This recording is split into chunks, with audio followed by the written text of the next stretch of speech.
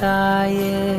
கண்ணோடு இமையாய் சுகமான சுமையாய் சிறு கையில் ஏந்தி தாலாட்டுவேனே. காற்றோடு தலை கோதி நதியோடு தவழ்ந்து உயிரோடு உயிராக உறவாடும் அழகே. பனியோடு விளையாடி மலர் ஊஞ்சலாடி தரை வந்து தமிழ் பேசும் இரு கால் வெண்ணிலவே. சிறகாக